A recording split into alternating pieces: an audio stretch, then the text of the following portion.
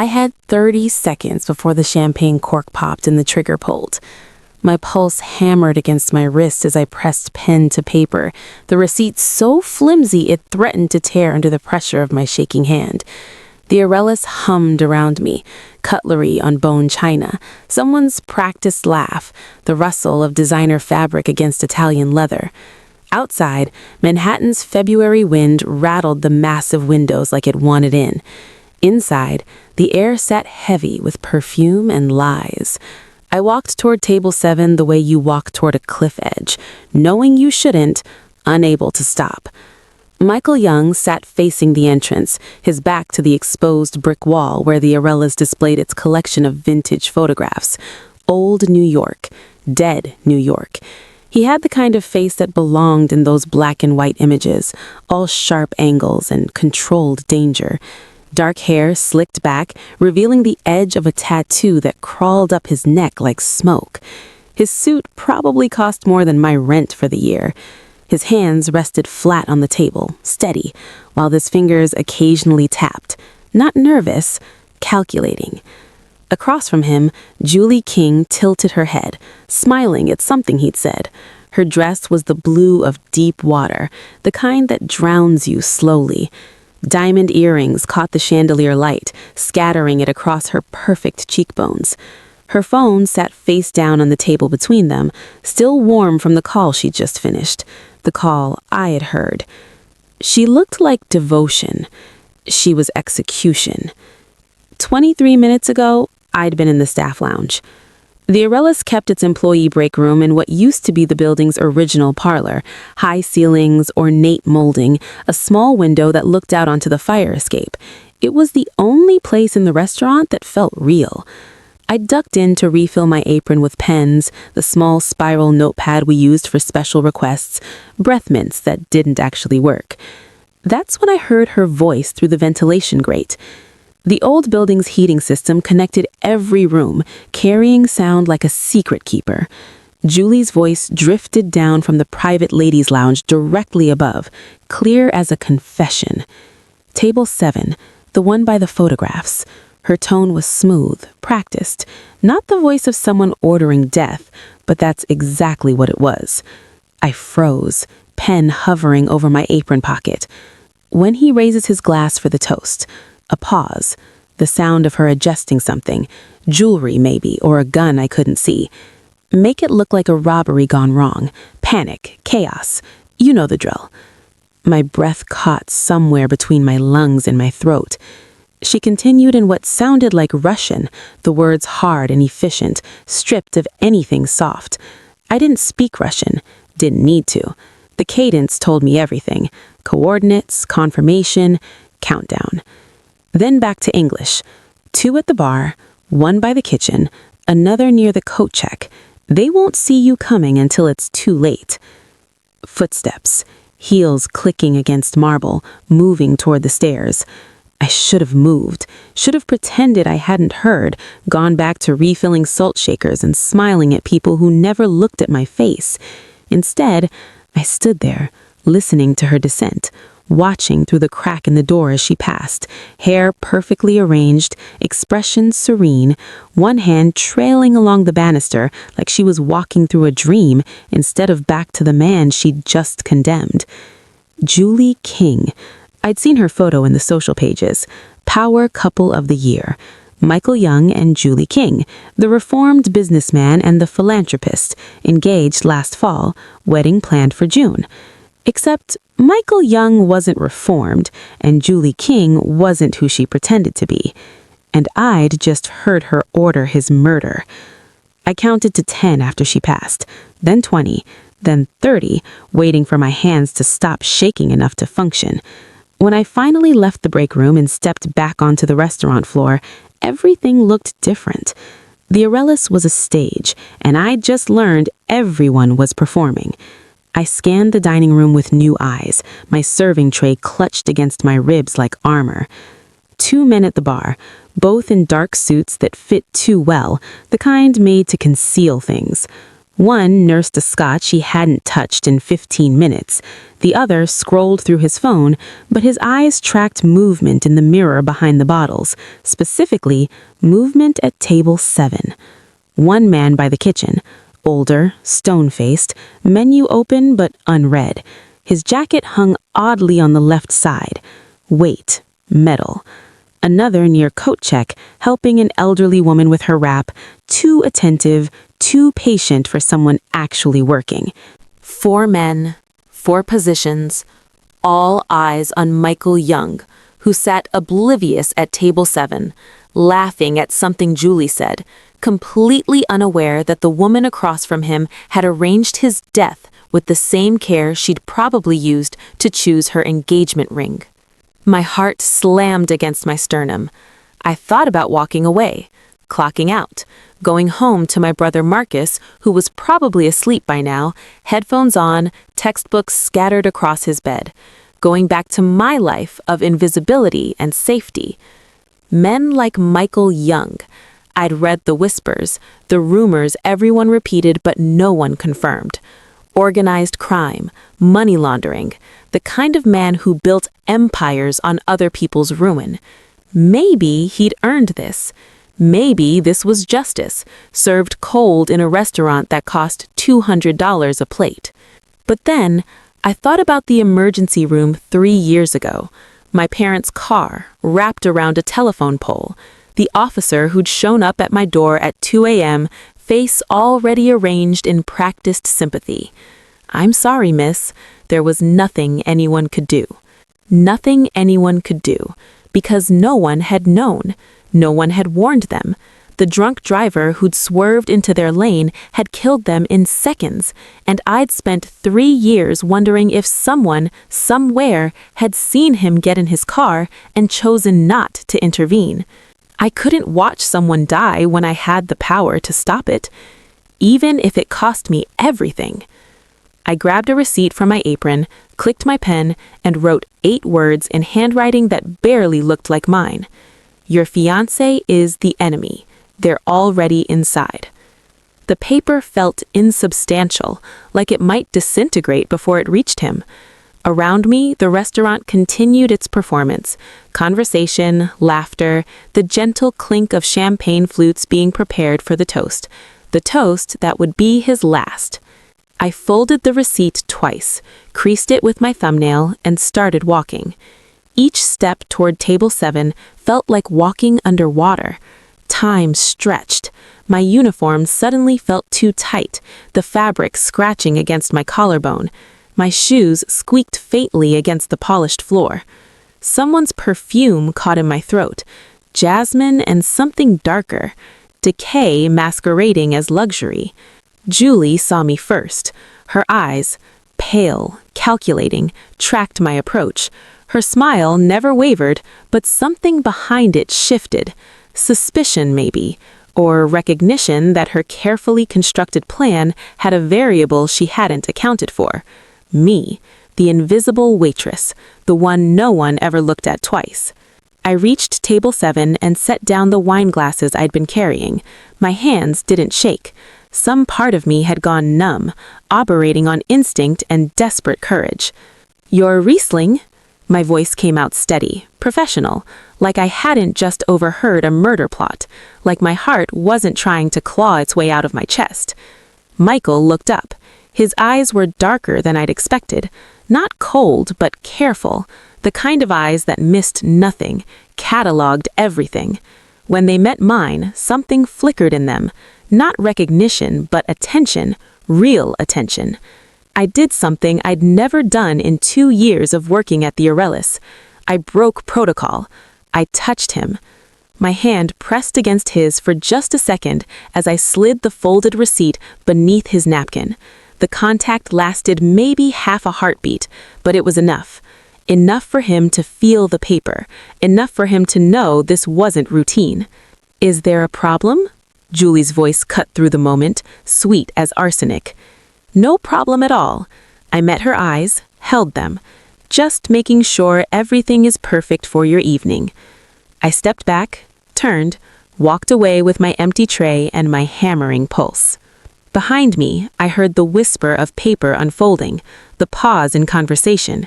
I didn't look back. 30 seconds until the toast. 30 seconds until whatever happened next. I'd done what I could, warned a stranger, stepped into something I didn't understand, changed everything with 8 words on a receipt that cost 3 cents. Now I'd live with the consequences. What would you do? Let a stranger die or risk everything to save them? Drop your answer in the comments and hit subscribe button now, because what happens next will change Rachel's life forever. Some choices you can't take back. Some worlds don't let you leave. 23 minutes earlier, I'd been polishing mirrors in the ladies' lounge, watching my own reflection disappear under each stroke of the cloth. The lounge was excessive in the way only old money knew how to be. Marble countertops veined with gold, fixtures that probably cost more than my brother's college tuition, air that smelled like imported lavender and privilege. I worked methodically, erasing fingerprints, lipstick smudges, the evidence that real people use this space, making it pristine again, invisible again. The door swung open, heels clicked against marble. I glanced up reflexively, trained to assess, to anticipate needs before they were spoken, and recognized her immediately, Julie King. I'd seen her face in magazines Marcus left scattered around our apartment, the ones he'd steal from the hospital waiting rooms during my double shifts. Manhattan's most eligible, power couple goals. She looked exactly like her photographs, polished, controlled, expensive. She didn't see me. People like her never did. Her phone was already at her ear as the door closed behind her. She spoke quietly, but the acoustics in this room carried sound like a secret it couldn't keep. Table 7, the one by the photographs. I should have coughed, announced myself, made some noise to remind her she wasn't alone. Instead, I froze behind the partition that separated the vanity from the lounge area, cloth still pressed against glass, breath caught somewhere in my chest. When he raises his glass for the toast, her voice was steady, professional, the way I sounded when I recited the specials, rehearsed, detached, performing a role. Make it look like panic, chaos, you understand? My heart kicked once, hard. She switched languages then, something harsh and consonant-heavy that I couldn't parse, but tone transcends translation. This was confirmation, coordination, countdown. 2 at the bar, she continued in English, pacing now. I could see her shadow through the frosted glass partition. 1 by the kitchen, another near coat check. They won't see it coming. The cloth slipped from my hand, landed soundlessly on the marble. Clean shot when he stands. Make sure everyone sees. A pause. Let them all understand what betrayal costs. My mind raced, trying to piece together what I was hearing while simultaneously rejecting it. This was Manhattan, the Arellis. People came here for anniversary dinners and business deals, not 30 seconds after the toast begins, not before. I want him to feel safe first. The call ended. Silence filled the space like a held breath. I pressed myself against the wall, praying she wouldn't notice me, wouldn't see the girl whose job was to be invisible, finally, desperately needing that invisibility to hold. Her heels clicked toward the door. It opened, closed. I counted to 20, then 30. My legs shook when I finally moved. Table 7, Michael Young. I knew the reservation, 8 p.m., anniversary dinner, premium wine pairing, the man who owned half of Manhattan's commercial real estate, the man whose name people whispered with respect or fear, depending on what they knew, the man whose fiancée had just ordered his death. I stood there in that absurd bathroom, surrounded by marble and mirrors and the lingering scent of her perfume, something floral that now smelled like decay, and thought about my parents, the officer at our door, 2 a.m., his face already arranged in practiced sympathy. There was an accident, a drunk driver. They didn't suffer. But I'd suffered. Marcus had suffered. We'd spent 3 years drowning in the aftermath of a death that maybe, possibly, someone could have prevented if they'd just said something, if they'd just warned someone. I couldn't be that person, the one who knew and did nothing. My hands found the door handle. I stepped back into the hallway, legs unsteady, mind screaming at me to run, to hide, to choose safety.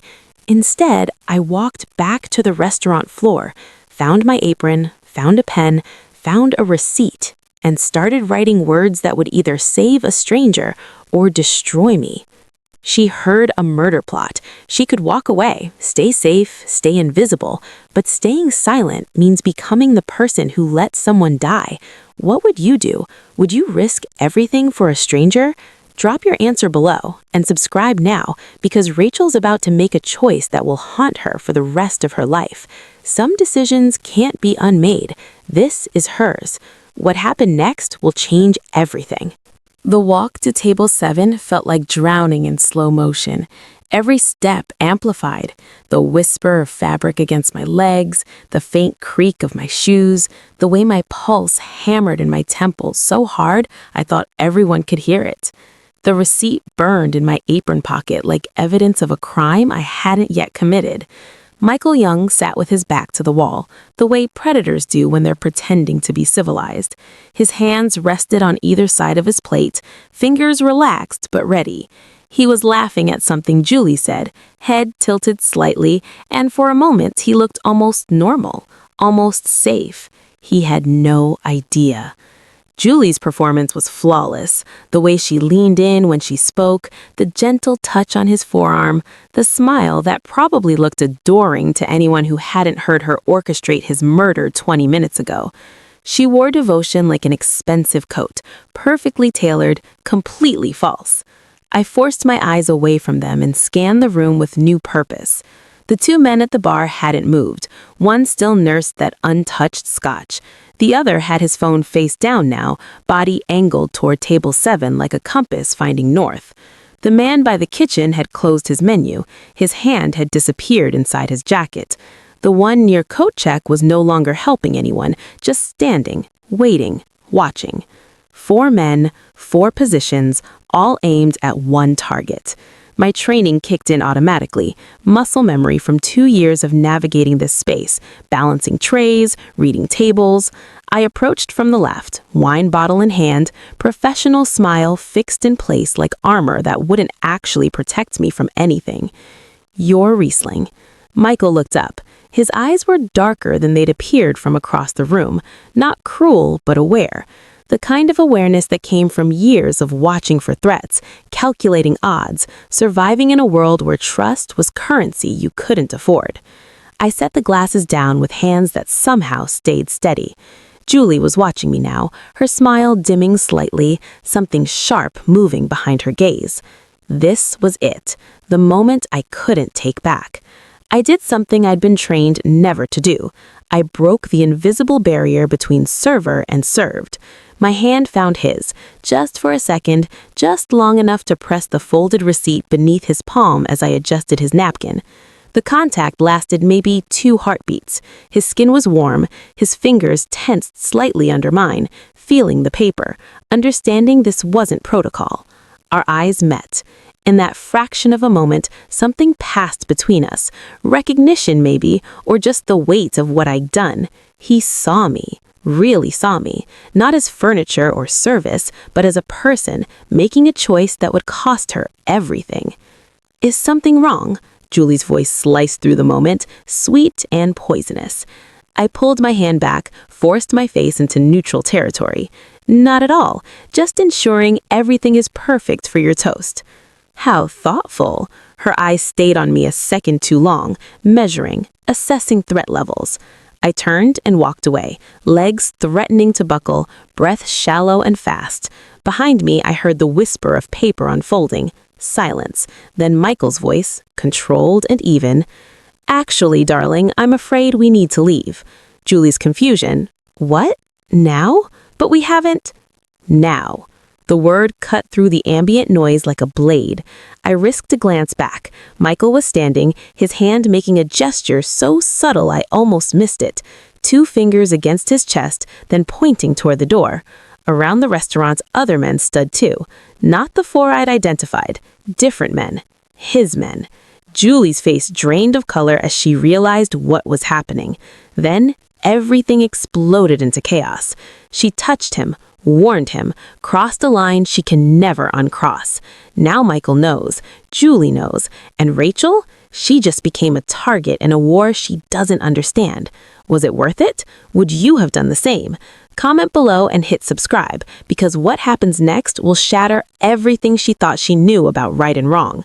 Some people you save, some people save you back, but some people destroy you just by letting you into their world.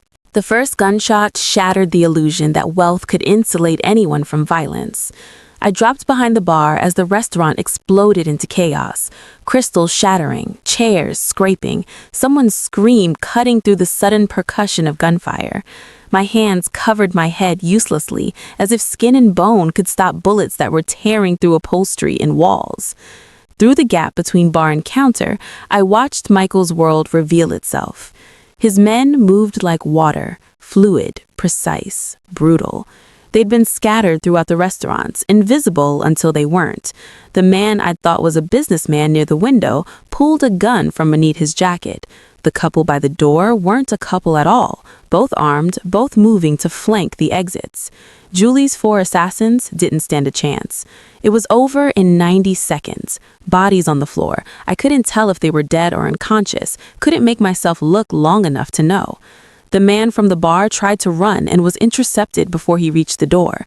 The one by the kitchen fired twice, wildly, hitting nothing but antique light fixtures before he went down hard. Julie was on her knees, hands zip-tied behind her back, screaming threats that turned the air around her toxic. "You're dead, all of you. They'll come for you. They'll—" Someone put a hand over her mouth, dragged her toward the kitchen exit. Police sirens wailed in the distance, getting closer. Michael's men moved faster. Phones appeared, coordinates exchanged in clipped phrases I couldn't parse. Someone was yelling for everyone to stay down, to remain calm, to cooperate with authorities. The words were meaningless against the ringing in my ears. Then hands grabbed my arms, not gentle, not rough, just certain. "Boss says you come with us, now." I didn't have time to argue, to think, to choose. I was hauled to my feet and pushed toward the service exit, where delivery trucks usually idled. A black SUV sat with its engine running, door already open like a mouth waiting to swallow me. They pushed me inside. The door slammed. We were moving before I could process what was happening. Manhattan blurred past the tinted windows, lights and noise and normal people living normal lives, while mine disintegrated in real time. My phone buzzed in my pocket. Marcus, probably wondering why I wasn't home yet, why I hadn't texted. I couldn't answer, couldn't explain what I didn't understand myself. The SUV pulled into an underground garage that opened like a secret, then closed behind us with the finality of a vault ceiling. Elevator, hallway, door that required 3 different security checks. Then I was standing in a penthouse that looked like it had been carved from glass and money. Floor-to-ceiling windows showcasing Manhattan like it was something owned rather than shared. Furniture that probably cost more than my entire apartment building. Air that tasted filtered and foreign. Michael stood by the windows, still in his suit, no blood on him, no visible evidence of what had just happened. He turned when I entered. "You saved my life." Not a question, a statement that demanded explanation. My voice came out smaller than I wanted. I couldn't just watch someone die. Most people would. He crossed the room, stopped just close enough that I had to look up to meet his eyes. Most people would choose safety, self-preservation, invisibility. You chose me. Why? I thought about lying, creating some noble reason that would make sense. Instead, I told the truth. My parents died because no one warned them. Someone saw that drunk driver get in his car. Someone could have called the police, could have stopped him, but they didn't. And my parents paid for someone else's silence. Something shifted in his expression. Not pity, understanding maybe. Julie wasn't just planning to kill me. He moved to a tablet on the counter, pulled up files, photographs, documents with official seals. She's been working with the FBI for 2 years. Federal informant. Everything. Our relationship, our engagement, tonight's dinner. All surveillance. They were going to arrest me after the assassination attempt. Dead or alive, I was their case. The room tilted slightly. Then I just helped a criminal. Yes, he didn't soften it, didn't justify. You did. I need to go home. You can't. He pulled up another screen, security footage of my apartment building. Men in suits, unmarked cars. They know you intervened. FBI, Julie's people. Everyone who wanted me dead now wants you dead too. You stepped into my world, Rachel. There's no stepping out. My legs gave out. I sat down hard on the nearest chair. Marcus. Oh God, Marcus. My brother. Already protected. My people are moving him now. Secure location. He'll think it's witness protection. He'll be safe. How do you know I know everything. Not a threat, just fact. You touched me. You warned me. That made you mine to protect. Mine. The word settled around my throat like a collar. Normal life, serving cables, paying bills, getting Marcus through college, maybe someday finishing my own degree, evaporated like steam. Gone. Irretrievable. I'd saved a man's life and destroyed my own in the process. She saved him. Now she's trapped in his world. No home, no safety, no way back. Her brother's been taken into protection. Her life erased in one choice. Was it worth it? Would you sacrifice everything for a stranger? Drop your honest answer below and subscribe, because Rachel's about to learn that some debts can never be repaid. Some rescues cost more than death. And Michael Young, he always collects what's owed. What happened next is the price of heroism, and it's higher than she ever imagined. The news played on every screen in Michael's penthouse. My apartment building cordoned off with yellow tape, federal agents carrying boxes from my home, neighbors interviewed with their faces blurred. Witnesses report hearing the tenant fled the scene at the Aurelius restaurant, where federal informant Julie King was allegedly kidnapped by organized crime. I couldn't breathe. That was my life they were dismantling. My books, Marcus's college acceptance letter still pinned to our refrigerator, our parents' photos. My phone vibrated. Marcus. Where are you? There are men outside. They're saying you're in danger. What's happening? My fingers shook as I tried to type a response that wouldn't be a lie. Nothing came. Another text. Rach, I'm scared. 18 years old, still in his first year at community college, still having nightmares about the accident that took our parents. And now this, because I'd made a choice I couldn't unmake. He needs protection. I turned to Michael, voice cracking. Please, he's just a kid. He doesn't have anything to do with... Already done. Michael nodded to one of his men. Safe house in Queens. Security detail that'll look like concerned friends. He'll think it's federal protection. Can I see him? Not yet. Too dangerous. We moved that night, from the penthouse to a brownstone in Brooklyn, then to a loft in Tribeca at dawn, constantly relocating like prey that knew it was being hunted. But they kept finding us. Not quickly enough to strike, but close enough that Michael's security would detect surveillance vehicles, unmarked cars that appeared too frequently, patterns that shouldn't exist. How? I asked after the third move in 4 days. How do they keep? Michael's tech specialist, a woman named Chen with tired eyes and hands that moved faster than thought, held up something small and black. GPS tracker. Found it under your car, the one still parked at the Aurelius. My stomach dropped. When? Best guess? Planted the night of the incident, probably while you were inside watching the chaos unfold. Julie's people were thorough. Chen crushed it under her heel. Every safe house we moved you to, they knew. Every location compromised because this was feeding them coordinates. I'd led them straight to Michael, over and over again. I'm sorry. The words felt pathetically inadequate. I didn't know. Obviously. Michael's tone wasn't cruel, just factual. That's why you're still breathing. Incompetence isn't betrayal. But it felt like betrayal. To him, to myself, to Marcus, who was paying for my ignorance. New protocols emerged like armor I hadn't asked for. Burn phones replaced every 12 hours, vehicles rotated from a fleet kept in scattered garages, constant movement with no pattern, no predictability, no rest. They let me see Marcus on day 7. The safe house was a converted warehouse with security cameras in every corner and men who smiled but never looked away from the exits. Marcus sat on a couch that wasn't ours, wearing clothes that weren't his, looking smaller than 18. He stood when he saw me, didn't run, didn't smile. "I'm sorry." I crossed the distance between us, tried to hug him. He let me, but his arms stayed limp. "Marcus, I'm so sorry. This is my fault, all of this." "They told me what you did."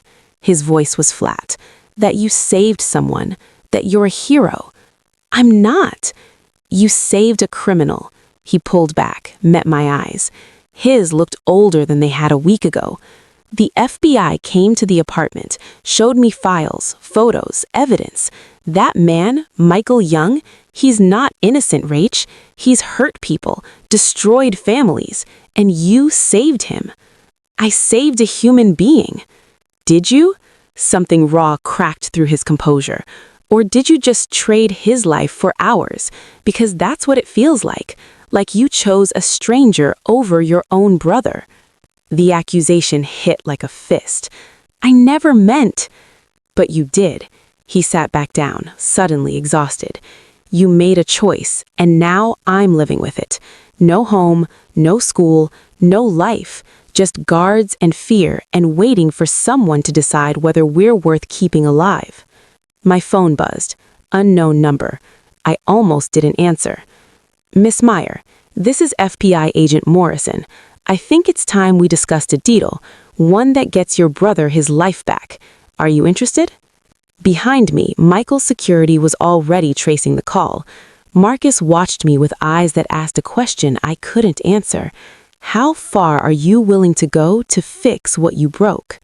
The FBI wants to make a deal. Her brother wants his life back. Michael's enemies are closing in. And Rachel, she's realizing that saving one life might mean destroying everyone else she loves. What would you do? Betray the man you saved to protect your family? Or stay loyal and watch your brother suffer? Comment your choice below and subscribe, because what happens next will test every moral line Rachel thought she had.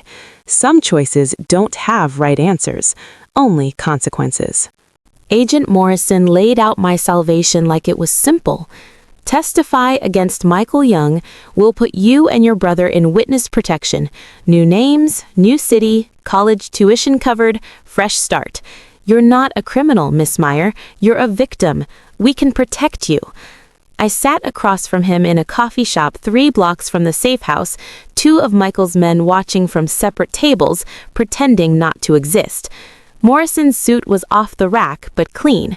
Wedding ring indented his finger. He probably had kids, a mortgage, a life that made sense. What happens to Michael? Federal prison, 25 years minimum, his organization dismantled, everyone connected to him, soldiers, associates, enablers, prosecuted to the fullest extent. Everyone. Michael's cousin who'd brought me soup when I had the flu last week, the driver who told me about his daughter's dance recital, Chen, who'd shown me photos of her aging mother in Shanghai. How long do I have to decide? 72 hours. After that, we move forward without you, but your brother stays in limbo until this is resolved. He slid his card across the table. Think about what's best for him, not for Young. But Marcus's face haunted me. The fear, the accusation, the way he'd looked at me like I was a stranger wearing his sister's skin. The safe house felt different when I returned, smaller, more like a cage.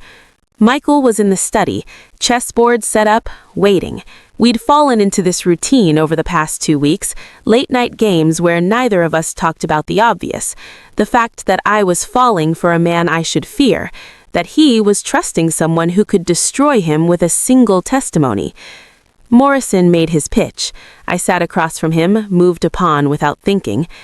And he offered Marcus his life back. Michael's hand hovered over his bishop. In exchange for mine? Yes. He made his move. What did you tell him? That I needed time. Honest answer, Rachel. If I wasn't here, if you'd never met me, would you take that deal? I thought about lying, chose truth instead. In a heartbeat. Something flickered across his face. Not hurt. Respect, maybe. Good. That means you're not too far gone. Tell me why I shouldn't, my voice cracked. Tell me why your life is worth more than my brother's future. He was quiet for a long moment. Then, my family was killed when I was 16. Rival organization. They came to our home during dinner, made me watch while they... He stopped, jaw tight. I built this empire from grief and rage. I'm not innocent, but I'm honest about what I am. What are you? A survivor who became a monster to make sure no one could hurt me again. He met my eyes. And you? What are you becoming, Rachel? I don't know anymore. He reached across the board, fingers brushing mine. Yes, you do. The kiss happened like inevitability, desperate and dangerous and completely wrong. His hand cupped the back of my neck, my fingers tangled in his hair, and for 30 seconds I forgot that this was impossible, that we were impossible, that every path forward led to loss. When we broke apart, neither of us spoke. There was nothing to say that wouldn't make it worse. The training intensified after that. He taught me to read rooms, to spot threats, to move through danger without broadcasting fear. Self-defense that was less about winning fights and more about surviving long enough for help to arrive. I was becoming someone I didn't recognize, harder, sharper, capable of violence I'd never imagined. I learned this the night his warehouse was hit. Rival organization, seeing weakness, pressing advantage. 3 of Michael's men died before we even knew the attack was happening. Michael's retribution was surgical and brutal. He didn't hide it from me, didn't soften the reality of what survival cost in his world. I watched him interrogate the man who'd coordinated the hit. Watched the methodical extraction of information, the cold efficiency of necessary violence. I should have looked away, should have been horrified. Instead, I understood. This was justice in a world that operated outside law. This was survival. When it was over, Michael found me in the hallway, blood on his shirt, exhaustion in his eyes. You didn't leave. No. Why not? I didn't have an answer that wouldn't condemn me, didn't have words for the realization that I'd crossed a line I could never uncross. Chen appeared in the doorway, tablet in hand, face grim. We have a problem. Julie's being moved. Federal courthouse. 3 days. She's testifying against you, and once that happens, they won't need Rachel's statement. They'll have everything. Michael's expression hardened into something cold and calculating. Then we stop her before she gets to that stand. He looked at me. This is where you choose. Help me or take Morrison's deal. But if you stay, if you do this, there's no redemption, no going back. You'll be what they say you are. A criminal. Accomplice. A woman who chose love over law. Marcus's face flashed through my mind. Then Michael's. Then my own reflection. The person I was versus the person I was becoming. Morrison's card burned in my pocket. 72 hours to decide. But looking at Michael, I realized the decision had already been made. She's falling for the man she saved. Her brother's life hangs in the balance. The FBI's offering escape. And Julie, she's about to testify and destroy everything. Rachel has to choose. Betray Michael and save Marcus, or stay loyal and become the criminal they say she is. What would you do? Love or family? Law or loyalty? Drop your answer below and subscribe, because what comes next will test whether love is worth damnation. Some lines, once crossed, erase who you used to be. The courthouse blueprints covered Michael's dining table like a map to our own destruction. Security checkpoints here, here, and here. Chen traced the routes with her finger. Metal detectors, facial recognition, federal marshals on every floor. You'll have maybe 4 minutes once you're inside before someone realizes you're not supposed to be there. 4 minutes to confront Julie, to get her to admit the FBI had crossed lines, used illegal surveillance, entrapped Michael with evidence that wouldn't hold up in legitimate court. 4 minutes to save everything or lose it all. This is insane. I stared at the layout, at the impossibly small window of opportunity. This is suicide. Yes, Michael didn't soften it, but it's the only option we have. Once Julie testifies, her statement becomes official record. After that, no amount of proof matters. The narrative is set. And if I can't get her to talk, then we all go down. He looked at me directly. You, me, everyone who's protected you these past 3 weeks. The FBI will paint you as an accomplice. Marcus will watch his sister go to prison for a man she barely knows. The weight of that settled in my chest like concrete. They spent a week preparing me. Chen fitted me with a wire so thin it felt like wearing guilt against my skin. Michael's people taught me interrogation techniques, how to push without showing aggression, how to make someone defensive enough to confess, angry enough to slip. I practiced on recordings of Julie's voice until I could predict her patterns, her tells, the moments where pride would override caution. Michael's team would infiltrate as fake marshals, badges forged, credentials that would pass initial screenings but wouldn't survive deep investigation. Backup positioned outside in vehicles that looked federal but weren't. Escape routes mapped through service corridors and maintenance tunnels that probably hadn't been used in decades. If this goes wrong, I asked during the final briefing, what happens to Marcus? Michael's lead security, a man named Torres who'd lost his sister to gang violence and rarely smiled, answered before Michael could. We get him out. Fake his death if we have to. New identity, new country. He lives even if none of us do. That should have comforted me. Instead, it highlighted how catastrophically this could end. The night before, Michael found me on the penthouse balcony staring at Manhattan like I could memorize it before I lost the right to see it. When this is over, he started. Don't, I cut him off. Don't talk about after, there might not be one. Then let's talk about now. He moved closer, his hand finding mine in the darkness. About what this means, what you mean. Michael, I love you. The words came out rough, unpracticed. I need you to know that, before tomorrow, before everything. My throat closed. I love you too. That's why I'm terrified. That's why this hurts. We could run, right now, take Marcus and disappear. Chen can create new identities. We could... No, I turned to face him. You'd never stop running, they'd never stop hunting, and Marcus would spend his life looking over his shoulder because I chose a criminal over his safety. I touched his face, memorizing the angles. Tomorrow, if things go wrong, save Marcus. Promise me that. Whatever happens to me, to you, to anyone else, Marcus gets out clean. I promise. He pulled me close, his arms solid and certain around me. But you're going to survive this. We both are. I wanted to believe him, wanted to imagine a future where we weren't running, where love wasn't weighted with violence and impossible choices. Instead, I kissed him like it was the last time, because it might be. We didn't sleep. Couldn't. We lay tangled together in sheets that cost more than my monthly rent used to, talking about lives we'd never have, quiet mornings, normal arguments, the mundane beauty of existing without constantly calculating threat levels. I'd want a dog, I whispered against his chest, something big and stupid and loyal.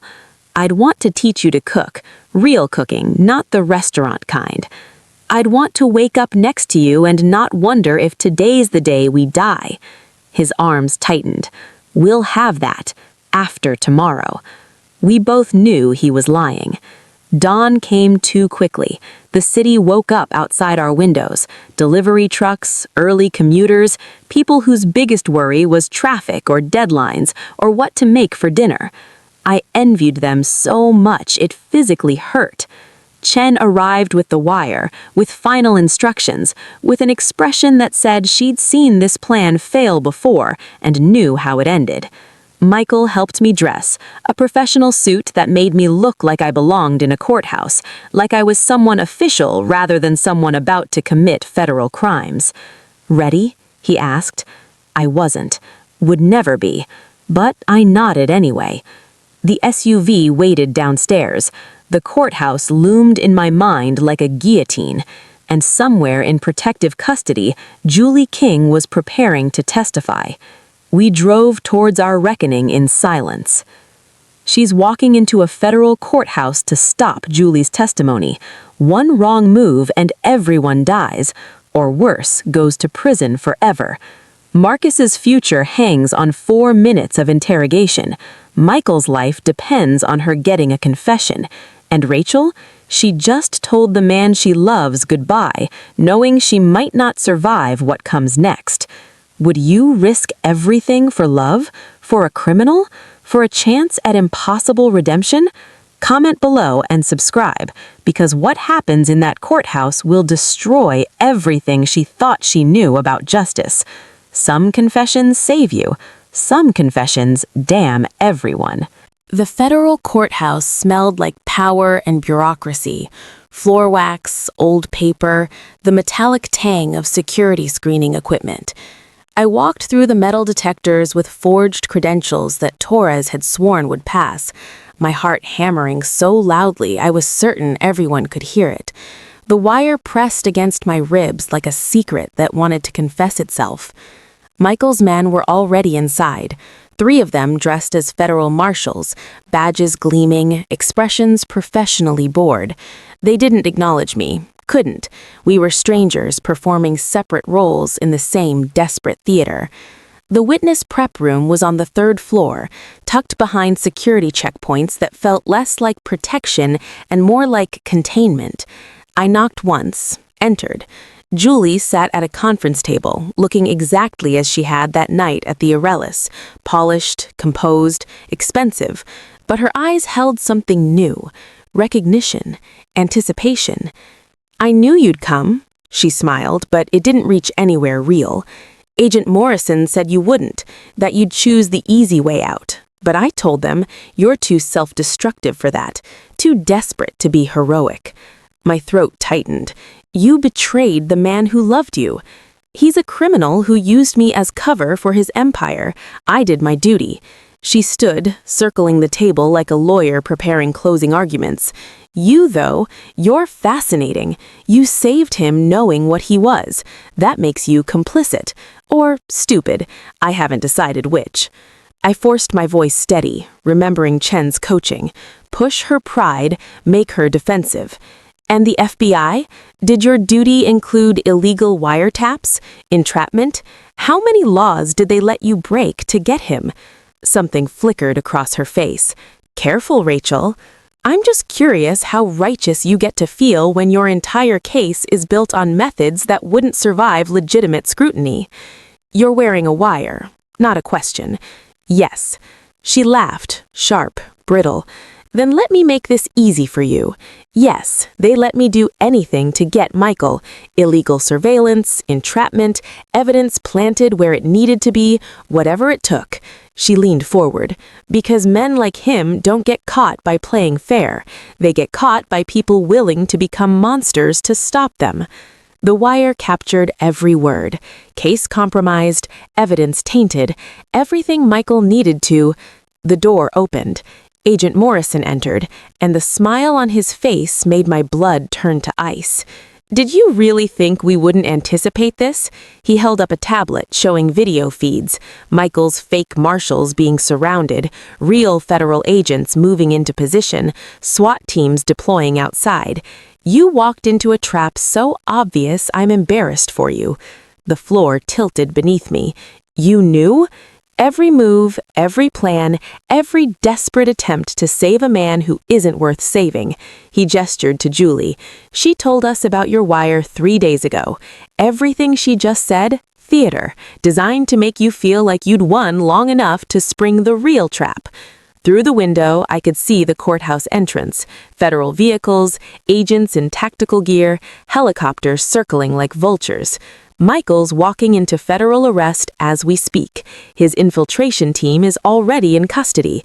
And you, Morrison's expression held something close to pity.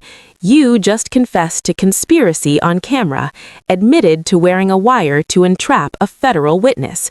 That's a felony, Miss Meyer. My legs wouldn't hold me.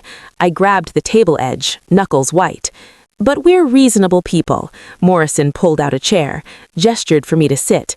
Testify against Michael Young. Full cooperation will reduce your charges. Ensure your brother's safety. Marcus. The name came out broken. Where is he? Protective custody, according to our records. Morrison's smile was professional, practiced. He's been asking to see you, wants to know why you chose a criminal over your family. The door opened again. They brought Marcus in, not in handcuffs, but escorted by federal agents, his face pale and confused and devastatingly young. Rach? His voice cracked. They said you were in trouble, that you needed me. What's happening? I couldn't answer, couldn't explain how I'd led everyone I loved directly into destruction. Morrison's tablet showed new footage, Michael in handcuffs, surrounded by federal agents, being led from a building 2 blocks away. His face was controlled, empty of emotion, but his eyes searched the camera like he was looking for me. Your choice, Miss Meyer. Morrison's voice cut through my paralysis. Testify and save your brother, or stay loyal to a man who's already lost and watch Marcus pay for your misplaced heroism. Michael's voice crackled through someone's radio. Let her go. She doesn't know anything. This is on me. Even now, even caught, trapped, finished, he was trying to protect me. Marcus grabbed my hands, his fingers cold and shaking. Rach, please, just tell them what they want to know, please. I can't lose you too. I can't. His eyes filled with tears that destroyed me more completely than any federal charges could. Outside, SWAT teams tightened their perimeter. Michael was being loaded into an armored transport, and I stood at the center of a trap I'd walked into willingly, foolishly, desperately. Morrison held out a pen, a confession, a betrayal dressed as salvation. Your brother's future or Michael Young's freedom? Choose. Marcus's hands tightened on mine. Please, Rach, just come home. But I didn't have a home anymore.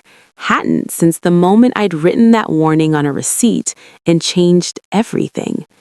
The pen felt impossibly heavy in my hand. The trap has closed. Michael's arrested. Marcus is being used as leverage.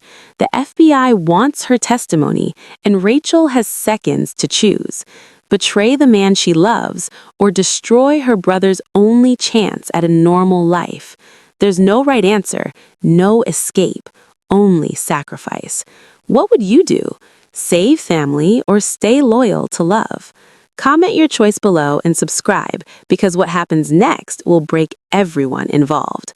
Some traps don't have exits. Some choices only lead to loss. The courthouse went into full lockdown. Steel barriers descending over exits, armed federal agents flooding every corridor, SWAT positioning on rooftops with rifles aimed at the building 2 blocks away where Michael was surrounded. Morrison's tablet showed the standoff in real time. Michael's remaining men outnumbered, outgunned, trapped in a building with no viable escape routes. He can surrender peacefully, Morrison said, voice clinical, detached. You testify, he cooperates. Your brother walks free with full witness protection. Clean slate. Or, my voice barely worked, or we go in, shoot out, people die, Maybe Michael, maybe his men, maybe your brother gets caught in crossfire when things inevitably go wrong. He adjusted his glasses. Your choice determines who survives the next 10 minutes. Static crackled through someone's radio. Then Michael's voice, clear and controlled despite everything. Rachel, take the deal. My breath caught. I can't betray you. You can. You have to. His voice held no anger, no bitterness, just certainty. Save your brother. That's what matters. Michael, please. I knew what this was from the beginning. He sounded almost gentle. I knew you'd choose him. That's why He stopped. Save him, Rachel. Let me give you that. Marcus's hands squeezed mine, his whole body trembling. Please, Ratch, please. I don't want to die. I don't want you to die. Just please. He was 18, still had nightmares about our parents, still believed good people got happy endings if they just tried hard enough. I looked at Morrison's screen. Michael standing in that building, hands visible, surrounded by men who'd followed him into this suicide mission because he'd asked them to, accepting, resigned, knowing I'd choose blood over love because that's what decent people did. Through the radio, 30 seconds, then we're breaching. SWAT commander, counting down to violence. I thought about that first night. A receipt, a warning, a choice that seemed so simple. Save a life.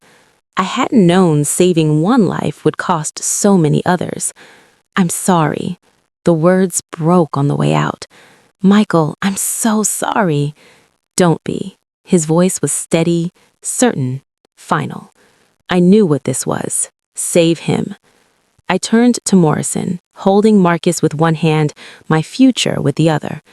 I'll testify. I'll tell you everything. Just don't hurt anyone else. Please. Morrison nodded to his team.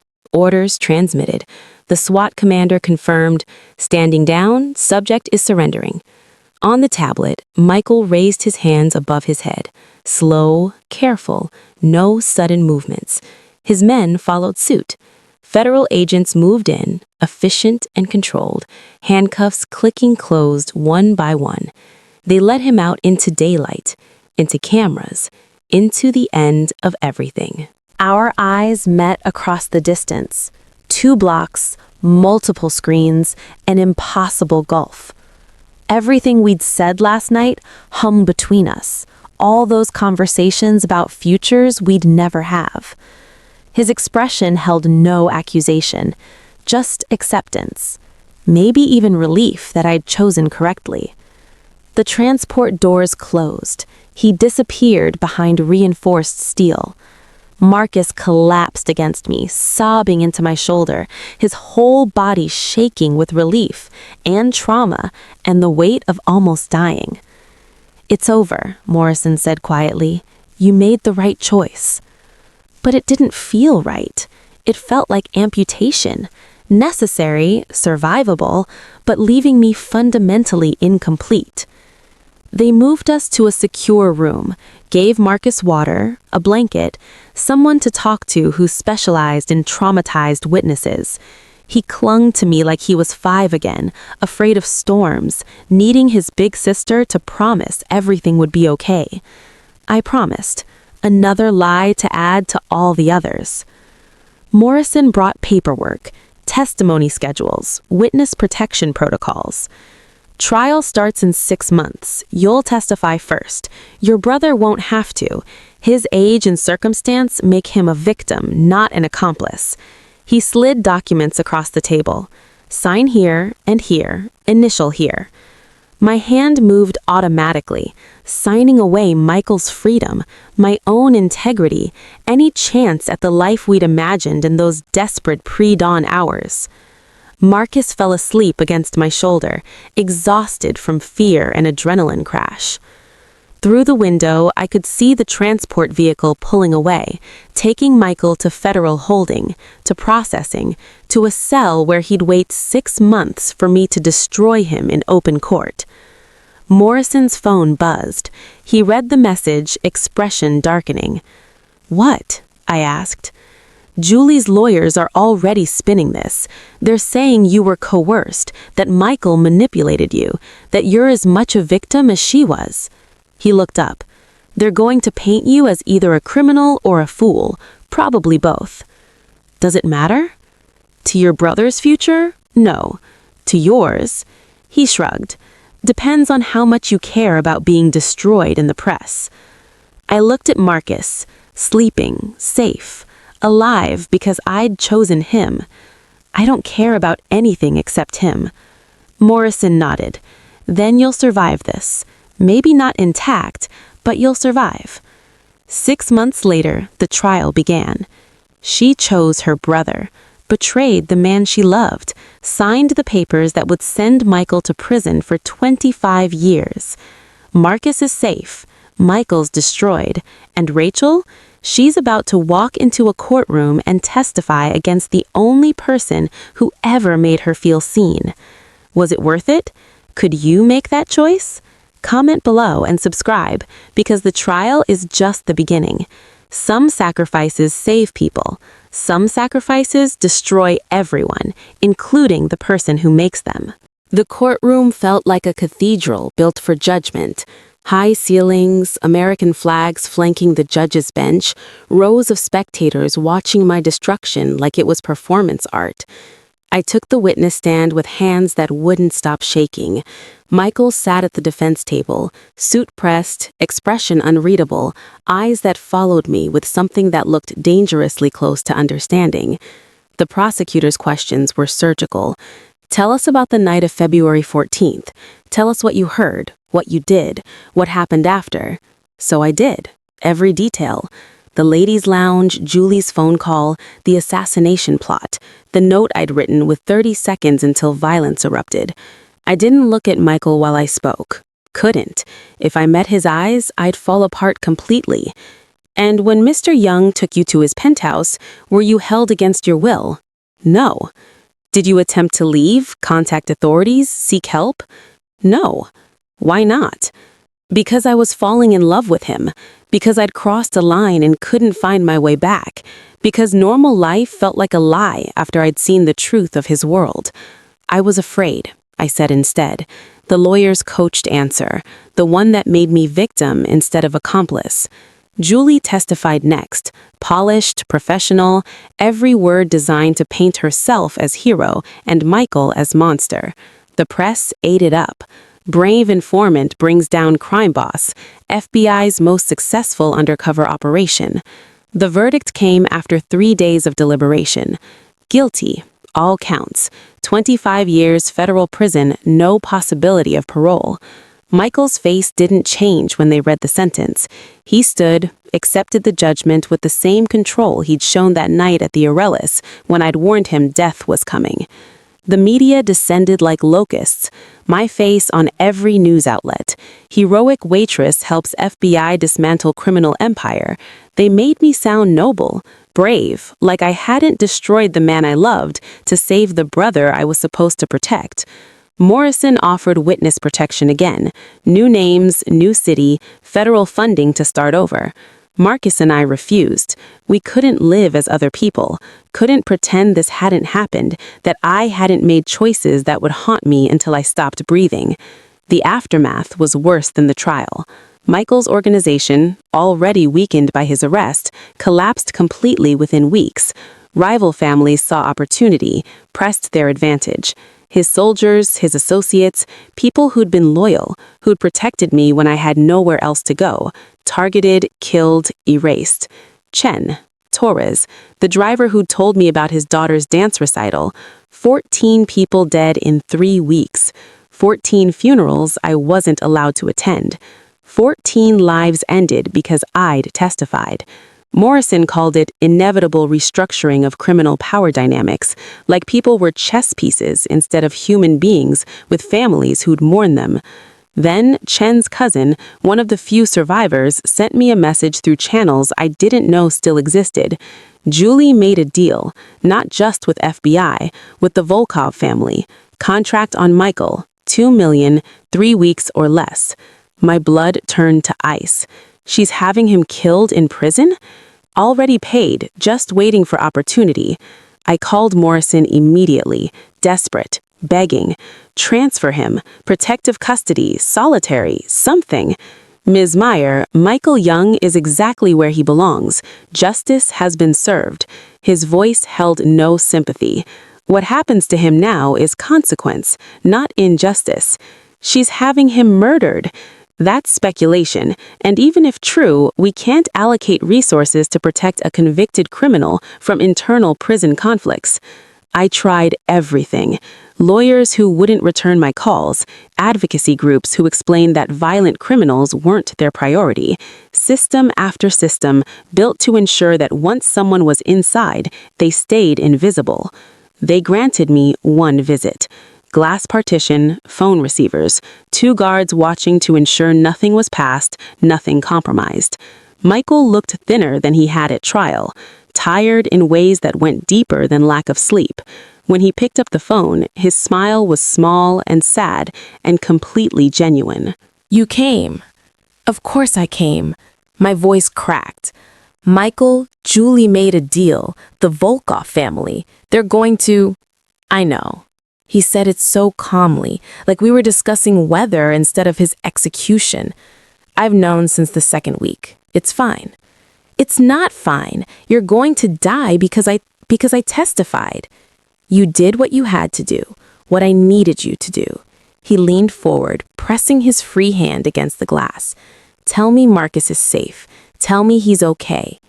Tears blurred my vision. He is. He's in college. Therapy 3 times a week, nightmares most nights, but alive, because of you, because you told me to save him. Then it was worth it. His eyes held mine through the glass, through the distance that would never close. You were worth it, Rachel. Every moment, every choice, worth it. I love you. The words came out broken, useless. I'm sorry. I'm so sorry I couldn't save you too. You did save me. His smile turned bittersweet. For a few weeks, you made me believe I could be more than what I was. That's more than most people get. The guard signaled. Time up. Michael, take care of your brother. Live your life. Don't let this destroy you. He hung up the phone, pressed his palm flat against the glass. I matched it with mine. Warmth separated by barrier. Love separated by consequence. Then they took him back to his cell. 2 weeks later, the news broke during Marcus's morning class. I was at the Aurelius. They'd rehired me because apparently being a federal witness made me tragic enough to be interesting, when my phone exploded with notifications. Breaking: Michael Young, convicted organized crime leader, killed in prison altercation, investigation pending. The coffee cup slipped from my hand, shattered across marble floor. Investigation pending, like anyone would actually investigate, like anyone cared that Julie King had orchestrated a murder and the FBI had let it happen because it was convenient. I made it to the employee bathroom before I broke down completely. He's dead, murdered in prison through a contract Julie arranged.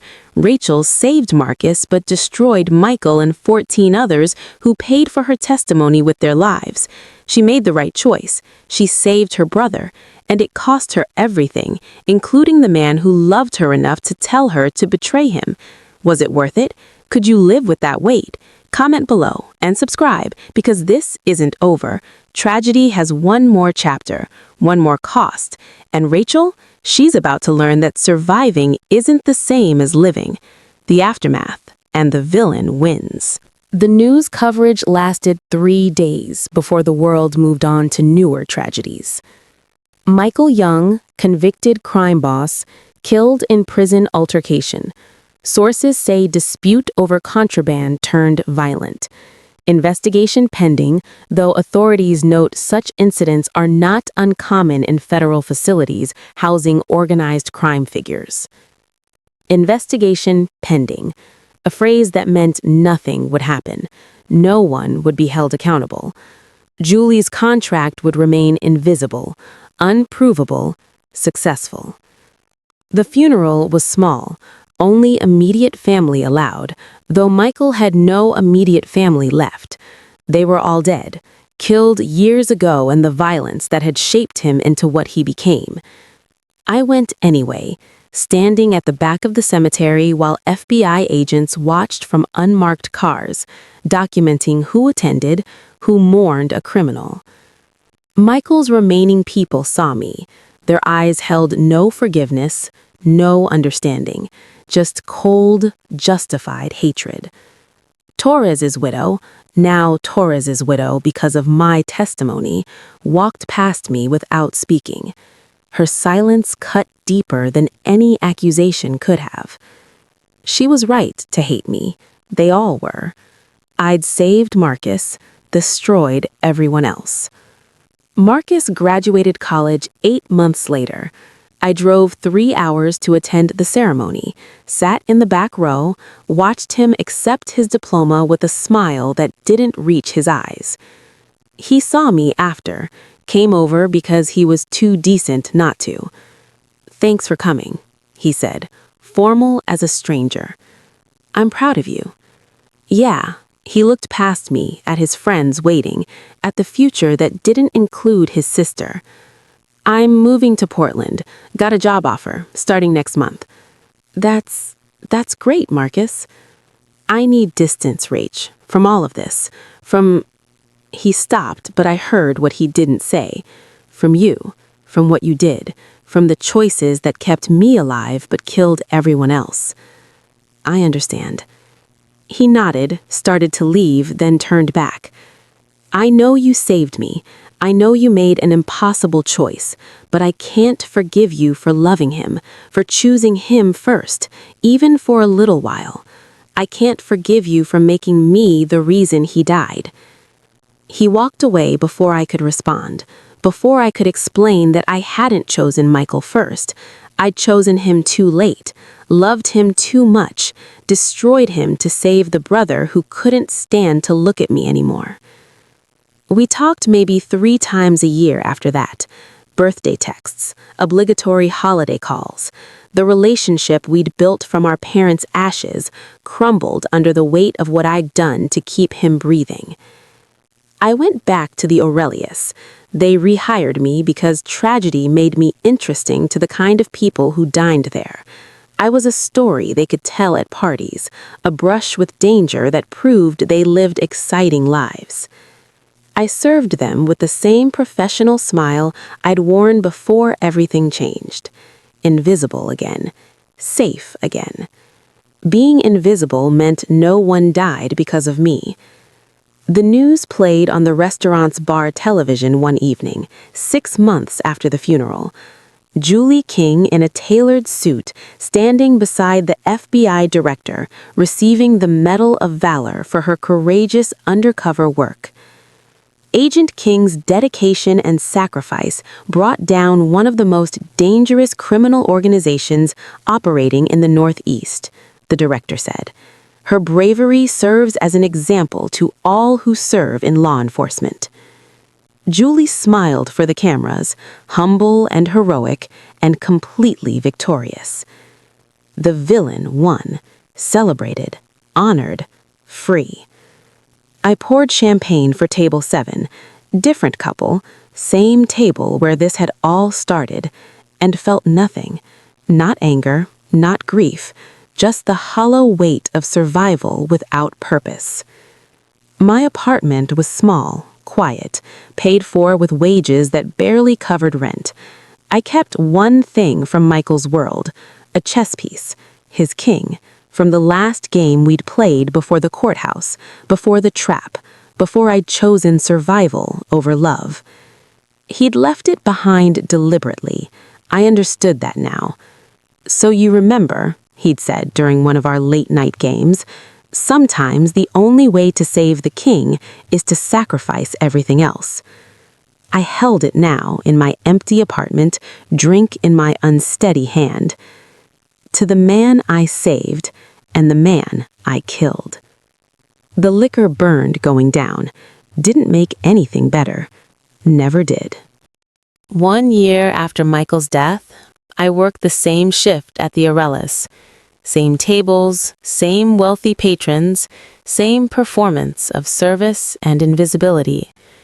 A couple sat at table 7, young, in love, celebrating something that mattered only to them. Anniversary, maybe. Promotion. Another milestone in lives that would never intersect with violence or impossible choices. I brought them champagne, placed the glasses down with hands that no longer trembled. Professional, invisible, exactly what I'd been before I'd overheard a murder plot and decided to intervene. "Is everything perfect?" the woman asked, smiling. "Everything's perfect," I assured her. Another lie. I'd gotten good at those. Outside, snow began to fall. Soft, quiet, covering Manhattan in white that made everything look clean, made everything look new. But underneath, the city was still the same, still violent, still unforgiving, still full of people making choices they'd regret until they stopped breathing. I returned to the kitchen, removed my apron, prepared for another shift in a life that felt like waiting for something that would never come. Marcus called that night, first time in 3 months. "Hey, Rach." "Marcus." My voice broke on his name. "Just wanted to check in, make sure you're okay." I almost laughed, almost told him I'd never be okay again, that okay died in a federal courthouse when I signed papers that condemned the man I loved. Instead, "I'm fine. How are you?" "Good. Got promoted, seeing someone, normal stuff." Normal, a word that meant nothing to me anymore. "That's wonderful. I'm happy for you." Silence. Then, "Do you ever regret it, saving me?" The question I'd been asking myself for a year. "No," I lied. "Never." "I do sometimes." His voice was small, broken. "I regret that you had to choose, that I was the reason you—" "Don't. Marcus, don't. You're alive. That's all that matters." "Is it?" I had no answer. Didn't know if survival without purpose, without love, without the brother who could barely stand to talk to me counted as mattering. We said goodbye, hung up, went back to our separate lives built on guilt and impossible choices. The Aurelius closed at midnight. I walked home through snow that covered everything, made the city look innocent, made my footprints the only evidence anyone had been there at all. In my apartment, I poured another drink, held Michael's chess piece, stared at my reflection in the window. A ghost looking back. A woman who'd saved one life and destroyed countless others. A hero who felt like a murderer. Outside, the city slept. Inside, I disappeared. Again. Some choices don't have right answers. Some heroism costs more than death.